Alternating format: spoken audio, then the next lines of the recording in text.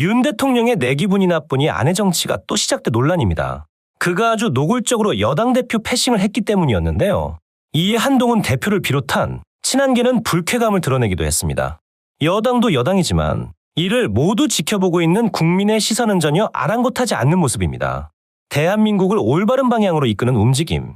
영상 시작에 앞서 혹시 괜찮으시다면 구독과 좋아요를 정중히 부탁드리겠습니다. 윤석열 대통령과 일부 국민의힘 최고위원, 수도권 중진 의원들이 지난 8일 만찬을 가진 것으로 9일 알려졌습니다.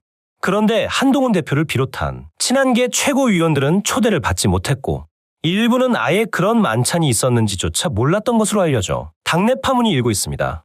이 때문에 일각에선 지난달 30일로 예정됐던 지도부와 만찬이 추석 연휴 이후로 연기된 상황에서 의료개혁 문제로 인한 당정 갈등에 앙금이 남은 것이 아니냐는 목소리가 나옵니다.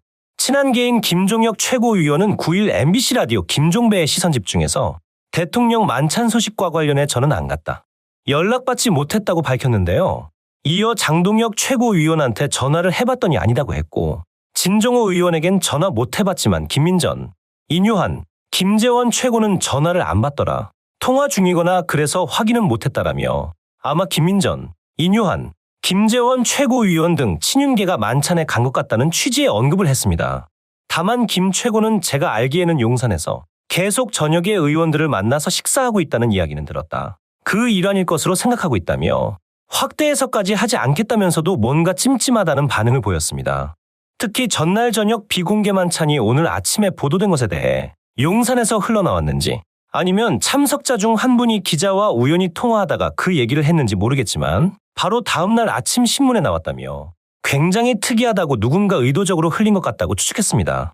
이에 진행자가 만약 그렇다면 용산 메시지를 어떻게 읽어야 하냐고 묻자 김 최고는 좋게 해석하면 대통령실에서 다양하게 의견 청취 노력을 하고 있다는 것이고 조금 삐딱하게 본다면 추석 이전에 하는 것을 추석 이후로 옮겨놓고서 추석 이전에 왜 하냐고 비판적으로 바라볼 수도 있다고 했습니다. 그러면서 진실은 그 중간 어디쯤 있지 않을까 싶다며 대통령실과 친윤이 의도적으로 한 대표를 배제하고 있는 것은 아닌지 의심했습니다. 실제로도 한동훈 대표는 이날 국회에서 열린 지구당 부활 관련 토론회 직후 기자들이 전날 만찬에 대해 알고 있었나라고 묻자 제가 모르는 내용이어서 말씀드릴 수 있는 내용이 없다고 답하면서 패싱 논란, 추석 이후 만찬 날짜 등에 대한 질문에 답하지 않았습니다. 앞서 윤 대통령과 국민의힘 지도부는 지난달 30일 만찬을 하기로 했다가 추석 이후로 연기한 바 있었는데 추석 민생이 우선이라는 이유를 내세웠지만 대통령실과 한 대표가 의대 정원 증원을 두고 이견을 보인 것이 이유라는 해석이 지배적이었습니다. 이후 대통령실은 의료 공백 사태 해결을 위해 여야의정 협의체를 구성하자는 한 대표의 요청을 수용한 바 있었죠. 김 최고는 이날 이와 관련해 한 대표가 2026년 유예안을 냈는데 그 다음날 바로 정부에서 그거 못한다고 거절을 했지 않나라며 그리고 국회의원 연찬회가 있었는데 그 자리에서 거꾸로 비판이 친윤, 비윤 따질 것 없이 쏟아졌다. 거기서 약간 정부가 당황을 했던 것 같다고 했는데요. 그는 이어 결론적으로는 이거 안 되겠구나. 그냥 한동훈 안을 받아들일 수밖에 없겠구나라는 쪽으로 돌아선 것 같다고 말했습니다. 한편 대통령실 관계자는 전날 만찬에 대해 묻는 질문에 기자들에게 일일이 공개하지 않아서 그렇지 대통령과 정치인 단체장들과의 만남은 그동안에도 자주 이뤄져 왔다고만 답했습니다. 지금 여론은 만남 자체를 묻는 게 아니라 특정인을 패싱한 이유를 묻는 것임에도 이들은 아주 태평합니다. 한 대표 및 김 최고가 밝힌 사실과 상황을 보면 이번 만찬 패싱은 대통령인 자신에게 여당 대표가 반기를 들었다는 것, 자신을 공개적으로 망신 준 데에 대한 윤 대통령의 찌질한 복수라고밖에 보여지지 않습니다. 이날 만찬은 1시간 넘게 진행됐으며 윤 대통령은 참석자들과 의대 증원 문제와 의정 갈등, 지역 민심 동향 등 각종 현안을 놓고 이야기를 나눈 것으로 전해졌습니다. 이런 중요한 자리에 여당 대표와 친한계 중 아무도 초청하지 않았다는 겁니다. 본인에게 쓴소리를 해서 자기 기분이 나빠졌다는 이유로 이렇게나 노골적으로 패싱을 한다는 게 말이 됩니까? 게다가 한 대표뿐만이 아니라 친한계 전원을 상대로 말입니다. 그렇게나 한 대표를 마주하는 게 불편했다면 친한계 중 아무나 한 명이라도 부르던가요. 국민은 반국가 세력이라서 싫다. 이재명은 피의자라서 싫다. 국회 개원식은 내가 망신당할 것 같아서 싫다. 언론과 한동훈은 나한테 대들어서 싫다. 아무리 겁쟁이라도 정도가 있지. 진짜 정신 나갔습니까? 이젠 여당의 충고나 재언조차 절대 용납하지 않는 자가 뭔 자유와 소통을 내세우는 것이며 도대체 전 세계를 상대로 무슨 배짱으로 외교를 하겠다는 것이며 애초에 대통령이라는 자리에 뭔 생각으로 앉아있는 건가요? 민생을 생각한다면 절대로 하지 않았을 행동이죠. 아군 적군 가리지 않고 칼을 휘두른 자의 최후를 모르는 이는 없습니다. 과연 한동훈이 평생 윤석열 편이 돼줄까요?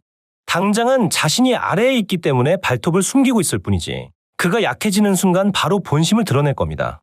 지금 한동훈이 윤석열의 편을 드는 것처럼 하면서도 언론 플레이를 계속해 나가는 이유가 뭐겠습니까? 지난 1월에 당시 국민의힘 비대위원장이었던 한 대표는 김건희 여사 명품백 수수 의혹에 국민 눈높이를 거론해 대통령실로부터 사퇴를 종용받자 이런 내용을 종편 등 언론에 흘리며 역공에 나섰습니다. 이에 윤 대통령의 노골적인 당무 개입이라는 비판이 쏟아졌고 결국 대통령실은 꼬리를 내렸죠. 그리고 한 대표의 김경수 전 경남지사 복권 반대 입장 또한 마찬가지로 복권에 반대한다는 견해를 대통령실에 그대로 전하면 될 것을 언론을 통해 대중에 알려 보수층 지지 등 정치적 효과를 노린 것이 드러납니다. 여기서 그는 파문이 커지자 제 뜻은 충분히 전달됐다고만 해 치고 빠지기 전략을 적극 활용했죠. 실제로도 이 상황을 직접적으로 언급한 이가 있습니다. 그는 바로 윤 대통령의 멘토로 불리기도 했던 심평 변호사인데요. 심 변호사는 한 대표가 윤석열 정부에 대해 가혹하게 나갈 가능성이 높다고 전망했습니다. 심 변호사는 지난 6일 SBS 라디오에 출연해 지금 한동훈 당대표는 윤석열 대통령의 계승, 정권의 이전이나 정권의 재창출이 아니고 윤석열 정권과는 완전히 차별화되는 새로운 정권을 세우겠다는 그런 생각을 갖고 있다며 이같이 말했습니다. 그는 이런 점에서 미루어 볼 때 앞으로 한동훈 당대표가 윤석열 대통령이나 윤 정부에 대해서 가지는 태도는 과거의 황교안 전 대통령 권한대행이 박근혜 전 대통령께 취한 태도보다도 더 엄격하게 또 더 가혹하게 나갈 가능성이 높다라고 평가했습니다. 진행자가 이명박 정권에서 박근혜 정권으로 넘어갈 당시 박근혜 대통령 후보가 이명박 대통령과 차별화를 두었다고 지적하자 심 변호사는 그렇더라도 박근혜 전 대통령은 어느 정도 이명박 전 대통령의 입장을 수용하면서 그렇게 했다면서 한동훈 당대표는 아직 정치 초년생이라고 다른 점을 설명했습니다.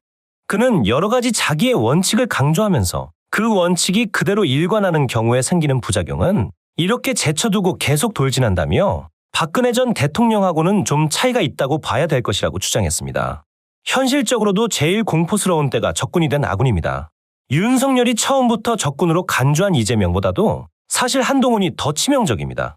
지금의 한동훈은 윤석열이란 자에 대한 수많은 약점을 알고 있을 수밖에 없습니다.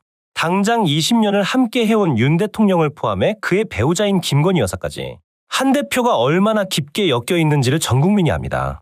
물론 이는 윤 부부 또한 한동훈의 약점을 알고 있다는 것도 되겠지만요. 그러나 시간이 흐를수록 여론이 윤 대통령에게 불리해지고 있는 게 사실입니다. 지난 총선 참패 이후로 영원히 친윤일 것 같았던 보수층은 친윤과 친한으로 크게 쪼개졌습니다. 기어코 총선 참패를 안긴 윤 대통령에게 크게 실망해 보수층이 대거 이탈해 한 대표 쪽으로 기울었죠. 총선 참패는 실드를 치는 게 불가할 정도의 대형 사고니까요. 그리고 한 대표는 이게 사실이라는 듯 3대1의 사실상 집단 린치를 당하는 구도에서도 결국 당심과 민심에서 압도적인 표차로 당대표에 당선됐습니다. 그리고 최종적으로 그는 현재 이재명 대표 다음으로 차기 대권주자로 꼽히고 있는 상황입니다. 몸집이 커져도 너무 커져버렸다는 겁니다. 그런데 윤 대통령은 어리석게도 자신이 모든 면에서 우월하다는 오만한 생각에 빠져 있습니다. 한 대표가 이번 사건조차 자신에게 유리하게끔 언론 플레이를 할 텐데도 말입니다. 오늘 소식은 여기까지입니다. 여러분의 구독과 좋아요는 대한민국을 올바른 방향으로 이끄는 큰 원동력이 됩니다. 지금까지 정치대장이었습니다. 시청해주셔서 감사합니다.